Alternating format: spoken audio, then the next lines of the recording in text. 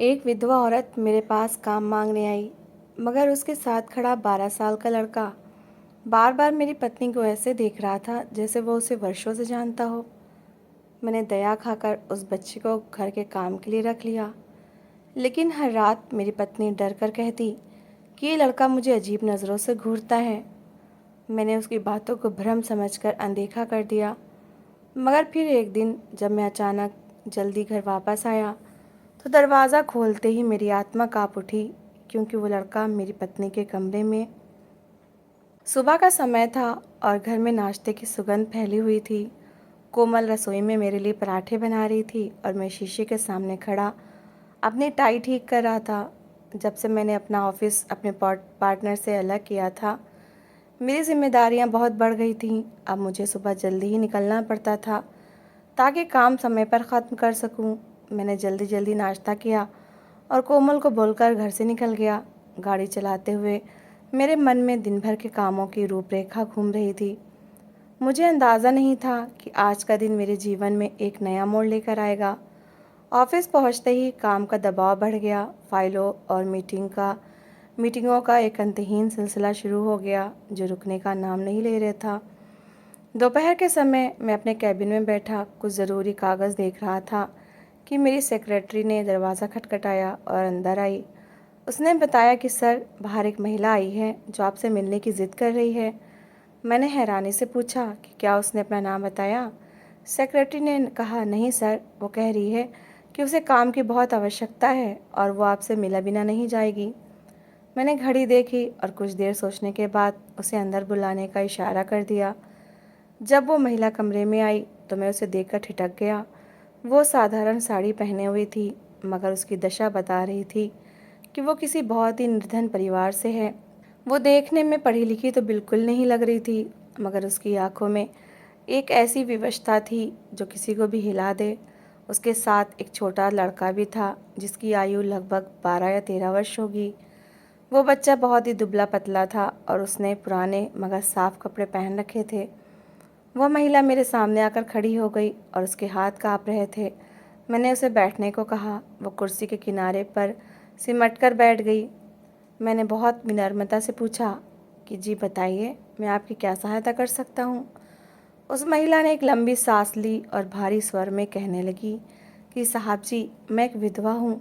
मेरे पति को स्वर्ग सिधारे कई वर्ष बीत चुके हैं और अब मेरा इस दुनिया में इस बच्चे के सिवा कोई सहारा नहीं है। मैं बहुत गरीब हूँ और घर में खाने तक के लाले पड़ गए हैं। मैं यहाँ आपके ऑफिस में सफाई का काम मांगने आई हूँ। यदि आप मुझे कोई छोटा मोटा काम दे दें तो मैं आपकी बहुत आभारी रहूँगी। मैंने उसे ध्यान से देखा तो मुझे एहसास हुआ कि वो सच में बहुत परेशान है, मगर मेरे ऑफिस में अभी किसी सफाई करने वाले की आवश्यकता नहीं थी। मैंने थोड़ी देर विचार किया और फिर मुझे कोमल का ध्यान आया। वो घर में सारा दिन अकेली होती थी और उसे अक्सर घर के कामों के लिए किसी की आवश्यकता रहती थी। मैंने उस महिला से कहा कि देखो, मेरे ऑफिस में तो अभी कोई काम नहीं है, लेकिन मुझे अपने घर के लिए एक छोटे लड़के की ज़रूरत है जो मेरी पत्नी की सहायता कर सके। अगर तुम चाहो तो अपने इस लड़के को मेरे घर भेज सकती हो। ये वहाँ सफाई कर दिया करेगा और बाज़ार से छोटा मोटा सामान लाने में सहायता करेगा। इस तरह तुम्हारा घर भी चल जाएगा और तुम्हारा बच्चा भी सुरक्षित रहेगा। वो महिला ये सुनकर बहुत खुश हो गई। उसके चेहरे पर अचानक ही चमक आ गई और उसने मुझे दुआएं देना शुरू कर दी। फिर वो कहने लगी कि साहब जी, ये तो बड़ी अच्छी बात है। मेरा बच्चा कमाएगा तो भी हमारा गुजर हो जाएगा। आपका बहुत उपकार है। लेकिन फिर मैंने सोचा कि इस महिला को भी रख ही लेता हूँ। बेचारी खुद कहाँ काम ढूंढती फिरेगी। मैंने उन दोनों को काम पर रख लिया। फिर उसने खुद ही एक परामर्श दिया कि साहब जी, ऐसा करते हैं कि मैं सुबह के समय बच्चे को आपके घर छोड़कर खुद ऑफिस आ जाऊंगी और शाम को जब मैं अपने काम से लौटूंगी तो आपके घर से हो इसे लेते ही जाऊंगी। इस तरह वो सारा दिन आपके घर पर रहेगा और शाम को मेरे साथ घर चला जाएगा। मैंने उसकी बात मान ली और कहा कि ठीक है, कल सुबह तुम इसे मेरे घर छोड़ देना। अगले दिन मैं अभी घर में ही था कि वो महिला किशन को लेकर आ गई। उसने किशन का हाथ मेरे हाथ में दिया और उसे समझाया कि देखो बेटा, साहब जी बहुत अच्छे हैं, तुम्हें मन लगाकर काम करना है और मेम साहब का बहुत ध्यान रखना है। उसने चुप रहकर सिर हिला दिया। वो बच्चा बहुत अजीब लग रहा था। उसकी नज़रें लगातार इधर उधर घूम रही थीं, जैसे वो किसी चीज़ को खोज रहा हो या किसी बात से डरा हुआ हो। कोमल आंगन में पौधों को पानी दे रही थी। मैंने उसे पुकारा और कहा और किशन का परिचय करवाया कि कोमल देखो, ये किशन है। आज से ये तुम्हारे साथ घर के कामों में हाथ बटाएगा। कोमल उसे देखकर बहुत खुश हुई, क्योंकि उसे भी किसी साथी की आवश्यकता थी। उसने किशन से बड़े प्यार से पूछा कि बेटा, तुम्हारा नाम क्या है? जब किशन ने पहली बार नज़र उठाकर कोमल को देखा तो उसकी आंखों में एक ऐसा भाव था जिसे मैं शब्दों में नहीं कह सकता। वो कोमल को इस प्रकार देख रहा था जैसे वो उसे पहले से जानता हो या उसे देखकर उसे कुछ याद आया हो। कोमल ने मुस्कुराकर उसे रसोई की ओर जाने को कहा ताकि वो उसे काम समझा सके। किशन ने काम शुरू किया तो वो सच में बहुत फुर्तीला था। उसने कुछ ही समय में आंगन साफ कर दिया और फिर बर्तन धोने में कोमल की सहायता करने लगा। मैं थोड़ी देर घर में रुककर ऑफिस चला गया, मगर मेरे मन में बार बार उस लड़के का वो चेहरा याद आ रहा था जब उसने कोमल को देखा था। शाम को जब घर वापस आया तो कोमल ने मुझे चाय देते हुए कहा कि अरविंद, ये लड़का बहुत अजीब है। मैंने पूछा कि क्यों, क्या हुआ? उसने कोई गलती की क्या? कोमल ने कहा कि नहीं, काम तो उसने बहुत अच्छा किया है, मगर जब भी मैं उसके पास से गुजरती हूँ या उसे कोई काम कहती हूँ तो वो बस मुझे घूरने लगता है। उसकी आंखें इतनी गंभीर हैं कि मुझे थोड़ी घबराहट होने लगती है। मैंने हंसकर कोमल की बात टाल दी और कहा, कोमल, वो अभी बच्चा है, शायद उसे तुम बहुत अच्छी लगी हो, इसलिए वो तुम्हें देखता रहता है। अभी उसे एक ही दिन तो हुआ है, धीरे धीरे वो घुल मिल जाएगा, तुम चिंता मत करो। शाम को जब उसकी माँ उसे लेने आई तो किशन चुपचाप उसके साथ चला गया, मगर जाते जाते उसने एक बार फिर मुड़कर कोमल को देखा। उसकी आंखों में एक ऐसी तड़प थी जो उस समय हमारी समझ से बाहर थी। घर में शांति छा गई, मगर कोमल के मन में वो पहला संदेह जन्म ले चुका था जो आने वाले दिनों में बढ़ने वाला था। हम नहीं जानते थे कि ये मासूम लड़का हमारे लिए क्या साबित होने वाला है। समय बड़ी तेज़ी के साथ बीत रहा था और आज रविवार का दिन था। घर में सामान्य से अधिक शांति लग रही थी, क्योंकि आज मुझे ऑफिस नहीं जाना था। मैंने सोचा था कि आज का दिन कोमल के साथ बिताऊंगा और घर के बाकी काम पूरे करूंगा। मैं आंगन में कुर्सी डालकर समाचार पत्र पढ़ रहा था और कोमल वहीं पास बैठी सब्जियां काट रही थी। किशन भी सुबह जल्दी ही आ गया था और वो चुपचाप गाड़ी साफ करने में व्यस्त था। मैंने पढ़ते हुए कई बार नज़र उठाकर उसे देखा। वो बार बार मुड़कर कोमल की ओर देखता और फिर जैसे ही उसे लगता कि मैं उसे देख रहा हूँ, वो तुरंत अपने काम में लग जाता। मुझे पहली बार कोमल की बात में थोड़ी सच्चाई नजर आई कि किशन का ढंग वास्तव में सामान्य बच्चों जैसा नहीं था। उसकी नज़रों में एक अजीब सी पीड़ा थी। थोड़ी देर बाद कोमल रसोई में चली गई ताकि दोपहर के खाने की तैयारी कर सके। मैंने देखा कि किशन ने गाड़ी साफ करना छोड़ दिया था और वो धीरे धीरे रसोई की खिड़की के पास जाकर खड़ा हो गया। वो वहाँ से कोमल को काम करते हुए देख रहा था। उसके चेहरे पर ऐसे भाव थे जैसे कोई बहुत बड़ी इच्छा पूरी हो रही हो। वो बार बार खिड़की के पास जाकर रुक जाता और फिर साहस टूटने पर वापस आ जाता। ये क्रिया उसने 2-3 बार दोहराई और मैं चुपचाप ये सब देख रहा था। मेरे मन में आया कि इसे बुलाकर पूछूं कि आखिर वो क्या कहना चाहता है, मगर फिर मैंने ये सोचा कि शायद वो अभी तक हमसे घुल मिल नहीं पाया है, इसलिए घबरा रहे हैं। कुछ देर बाद किशन रसोई के अंदर चला गया। मुझे वहाँ से बर्तनों के टकराने की आवाज़ आ रही थी और फिर कोमल की आवाज़ आई कि किशन, तुम यहाँ क्या कर रहे हो? जाओ बाहर जाकर पौधों को पानी दो। उसी पल मैंने देखा कि किशन रसोई से बाहर निकला तो उसका चेहरा उतरा हुआ था। वो सीधा आंगन के एक कोने में जाकर बैठ गया जहाँ घनी बेलें लगी हुई थीं। मैंने वहीं समाचार पत्र रखा और दबे पांव उसकी ओर बढ़ गया। मैं देखना चाहता था कि वो वहाँ अकेले बैठकर क्या कर रहा है। जब मैं उसके पास पहुँचा तो मेरे कदम वहीं रुक गए। किशन ने अपने दोनों घुटनों में सिर दे रखा था और उसके कंधे बुरी तरह हिल रहे थे। वो बहुत धीमी आवाज़ में सिसक सिसक कर रो रहा था। उसके रोने में एक ऐसी विवशता थी कि मेरा दिल पिघल गया। मैंने चाहा कि इसके सिर पर हाथ रखूं, मगर फिर मुझे कोमल की वो शिकायतें याद आ गईं और मैंने ख़ुद को रोक लिया।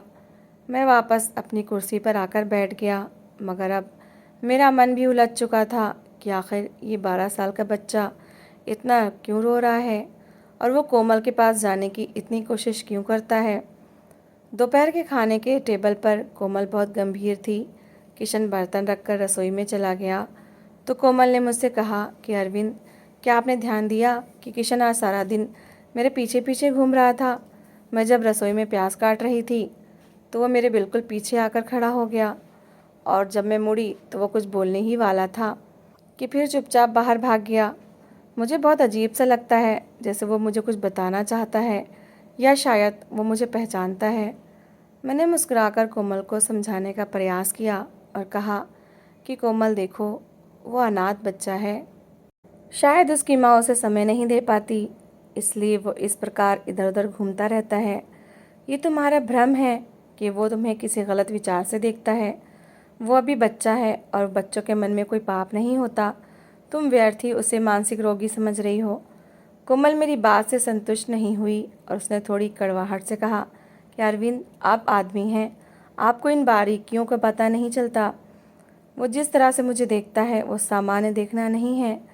मैंने कोमल का हाथ थामा और कहा कि चलो, अगर तुम्हें ज़्यादा परेशानी है तो मैं कल इसकी माँ से बात करूँगा, वो इसे समझाएगी।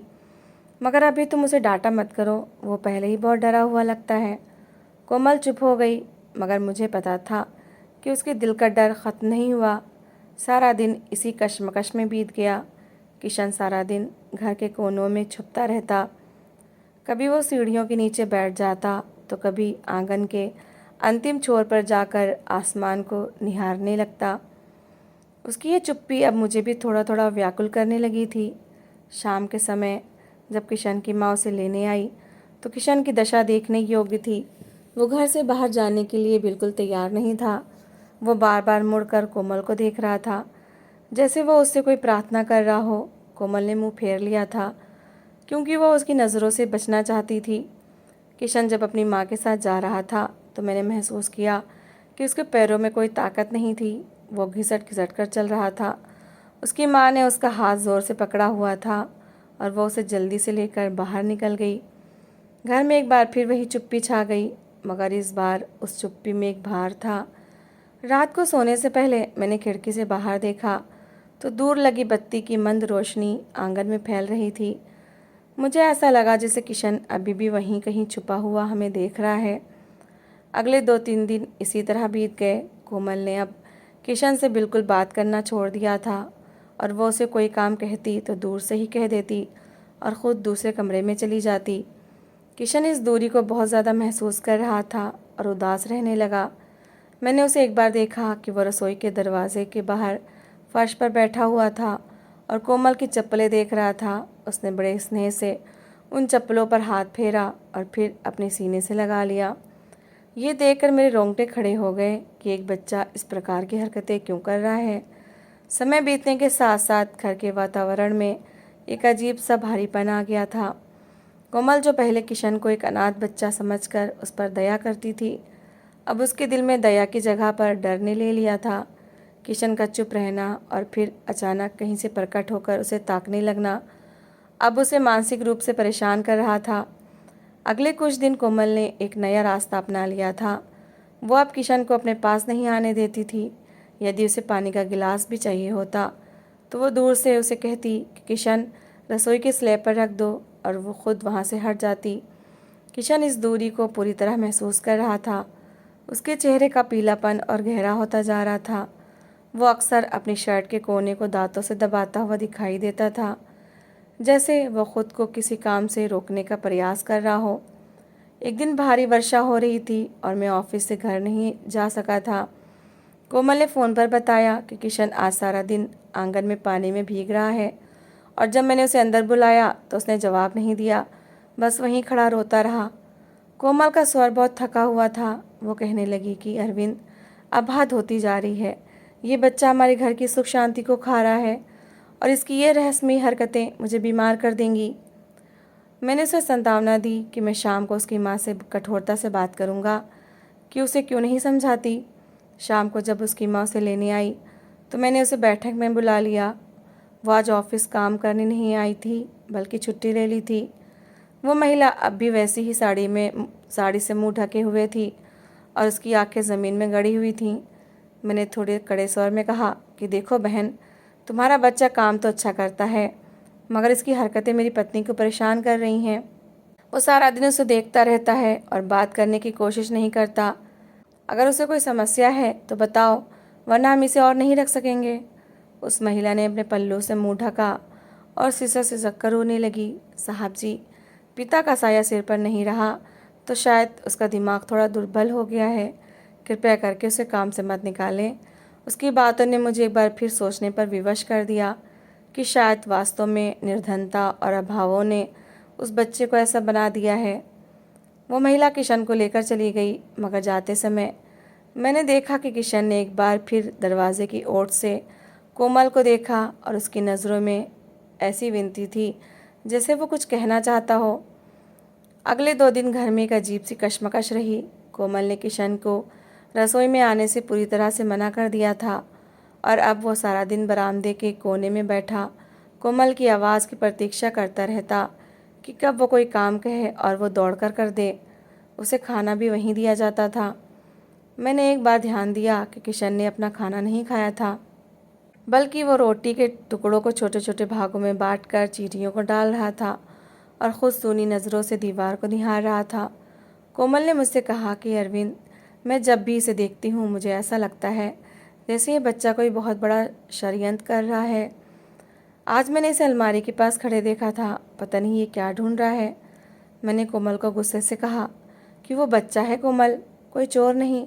तुम इतना ज़्यादा क्यों सोच रही हो? मगर कोमल का भ्रम अब एक गंभीर रूप धारण कर चुका था। समय इसी तरह बीत रहा था और हम अभी तक इसी उलझन में थे जिसे हम अभी तक सुलझा नहीं पाए थे। वो अब काम भी ठीक से नहीं कर पा रहा था। कभी उसके हाथ से बर्तन छूट जाता तो कभी वो पोछा मारते मारते अचानक जड़ होकर एक ही स्थान पर खड़ा रहता। कोमल ने उसे बात करना पूरी तरह बंद कर दिया था। वह उसे देखते ही दूसरे कमरे में चली जाती। उसे लगता था कि किशन की ये चुप्पी कोई सामान्य नहीं है। एक दोपहर में ऑफिस में बैठा फाइलें देख रहा था कि कोमल का फ़ोन आया। उसका स्वर काँप रहा था। वो सिसकते हुए बोली, अरविंद प्लीज़ आज जल्दी आ जाएं। किशन अभी मेरे कमरे के बाहर खड़ा छुप छुप कर अंदर झाँक रहा था और जब मैंने उसे डांटा तो वो वहीं बैठकर अपने बाल नोचने लगा। मुझे उससे डर लग रहा है। ऐसा लगता है जैसे वो पागल हो जाएगा या मुझे नुकसान पहुंचाएगा। मैंने कोमल को ढांढस बंधाया और फौरन अपनी कुर्सी से उठ खड़ा हुआ। मेरा दिल भी किसी अनजाने डर से धड़क रहा था कि आखिर वो 12 साल का बच्चा चाहता क्या है। फिर मैंने गाड़ी निकाली और तेज़ स्पीड से घर की ओर चल दिया। रास्ते भर मेरे दिमाग में वही दृश्य घूमता रहा कि किशन कैसे कोमल को देखता था, कैसे उसकी चप्पलों को सीने से लगाता था और कैसे अकेले में छुप कर रोता था। मुझे लग रहा था कि आज ये रहस्य यहीं पर ख़त्म हो जाएगा। जब मैं घर पहुंचा तो बाहर का दरवाज़ा अध खुला हुआ था। मैंने गाड़ी अंदर खड़ी की और आंगन की ओर बढ़ गया। घर के अंदर से एक अजीब सी सिसकने की आवाज़ आ रही थी, जैसे कोई बहुत पीड़ा में हो और अपनी आवाज़ दबाने की कोशिश कर रहा हो।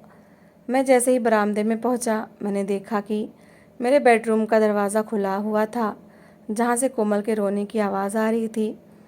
मेरा खून उबलने लगा। मुझे लगा कि किशन ने निश्चित ही कोमल के साथ कोई बदतमीज़ी की है या उसे चोट पहुंचाई है। मैंने गुस्से में मुट्ठियां भींच ली और एक ही झटके में कमरे का पूरा दरवाज़ा खोल दिया। सामने का दृश्य देखकर मेरे पैरों के नीचे से ज़मीन निकल गई। कोमल बेड पर बैठी थी और उसके सामने फर्श पर किशन बैठा हुआ था।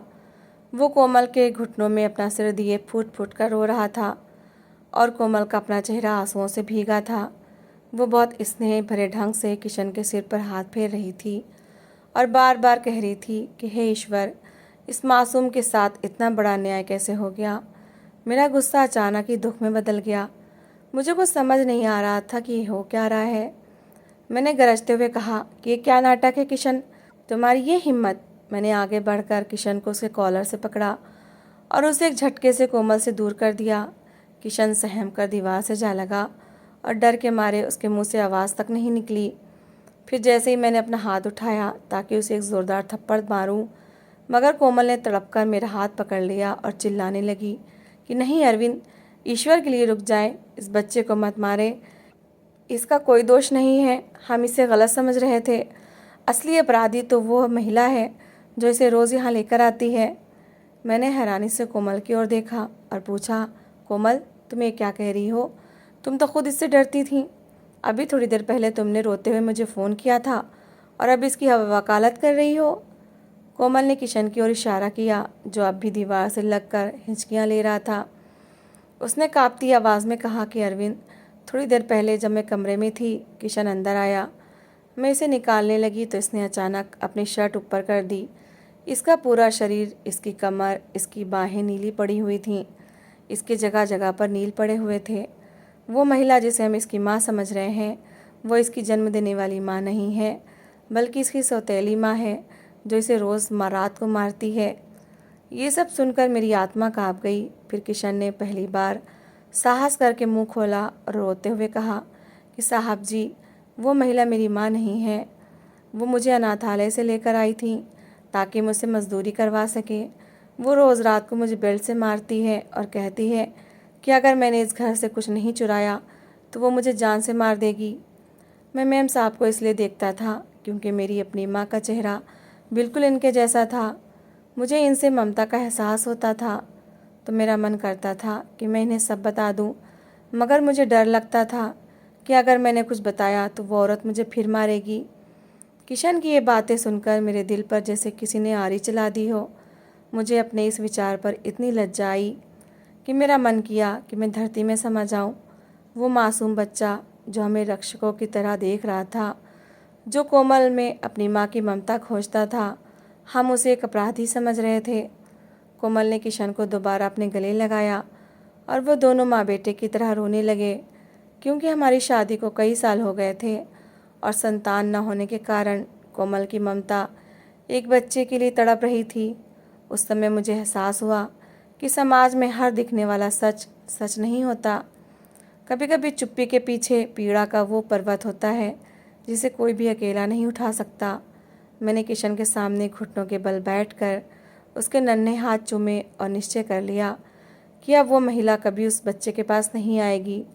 आज से किशन इस घर का नौकर नहीं, बल्कि इस घर का उत्तराधिकारी होगा। शाम की छाया गहरी हो रही थी। जब बाहर दरवाजे पर दस्तक हुई तो किशन एकदम थरथर काँपने लगा। कोमल की साड़ी के पल्लू को उसने इतनी सख्ती से मुट्ठी में दबा लिया। वो महिला बाहर खड़ी किशन को पुकार रही थी। मैंने जैसे ही दरवाज़ा खोला, वो हमेशा की तरह अपनी दीनता का रूप धारण कर सामने खड़ी थी। मैंने एक लंबी सांस ली और बहुत गंभीरता से कहा कि आज से किशन तुम्हारे साथ नहीं जाएगा। वो महिला पहले तो चकित हुई, फिर छलपूर्वक रोने लगी कि साहब जी, आप ये क्या कह रहे हैं? ये तो मेरा एकमात्र सहारा है, मैं इसे कैसे छोड़ दूँ?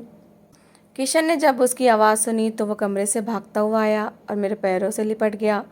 वो ज़ोर ज़ोर से रोने लगा और फिर सिसकियों के बीच कहने लगा कि साहब जी, ईश्वर के लिए मुझे इसके साथ मत भेजें। ये मुझे बहुत मारती है, ये मुझे सिगरेट से जलाती है और रात भर भूखा रखती है। मैं इसके साथ गया तो ये मुझे मार डालेगी। वो महिला किशन की ये बातें सुनकर एकदम से क्रोधित हो गई और कहने लगी कि साहब जी, ये झूठ बोल रहा है, मैं इसे क्यों मारूंगी? बस कभी कभी इसकी हरकतों पर मुझे थोड़ा गुस्सा आ जाता है तो मैं एक दो थप्पड़ मार देती हूँ, आखिर माँ हूँ इसकी। लेकिन कोमल ने कड़े स्वर में कहा कि बस करो बहन, हमने इसके शरीर पर लगे वो घाव देख लिए हैं जो तुम्हारी निष्ठुरता के प्रमाण दे रहे हैं। कोई माँ अपने बच्चे को इस तरह मारती नहीं, जलाती नहीं। तुम इसे अनाथालय से सिर्फ अपना बोझ बांटने के लिए लाई थी। कोमल ने किशन को अपने सीने से लगा लिया और फिर मेरी ओर देखकर कहा कि अरविंद, हमारी अपनी कोई संतान नहीं है। भगवान ने शायद इस बच्चे को हमारे लिए ही भेजा है। हम इसे पालेंगे, हम इसे वो जीवन देंगे जिसका ये अधिकारी है।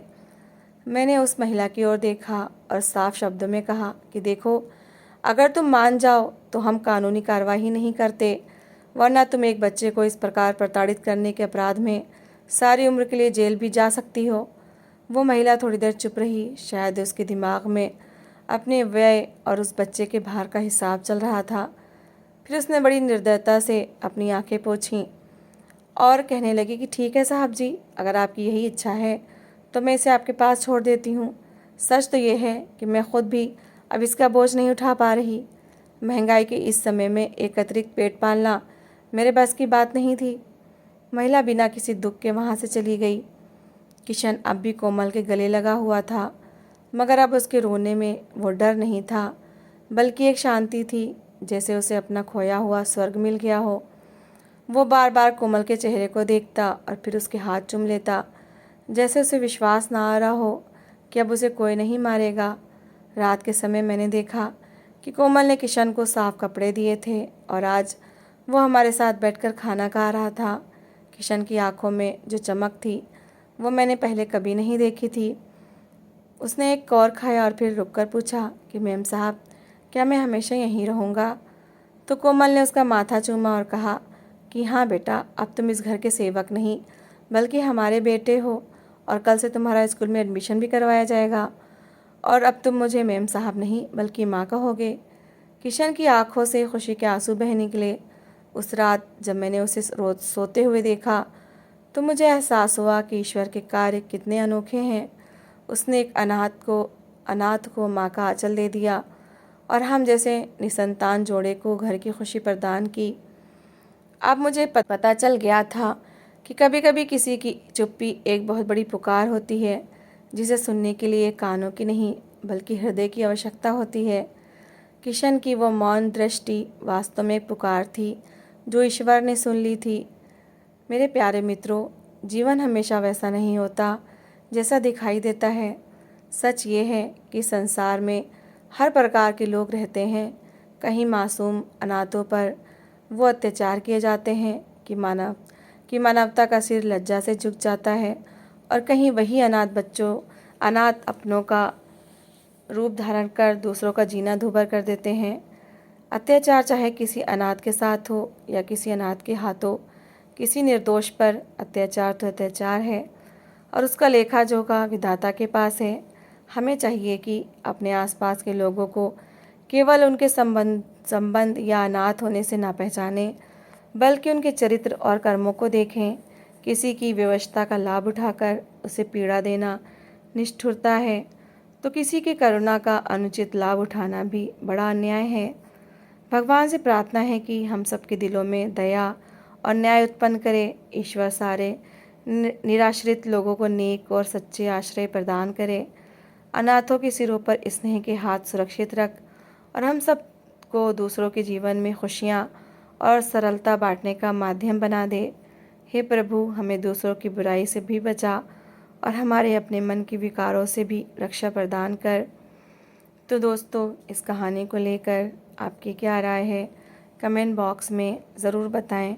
और अगर आपको हमारी आज की कहानी अच्छी लगी हो तो प्लीज़ इसे लाइक ज़रूर करें। अगर आपने अभी तक हमारे चैनल को सब्सक्राइब नहीं किया तो ज़रूर कर लीजिए। तो मिलते हैं ऐसी ही एक और मोटिवेशनल कहानी के साथ। Thanks for watching.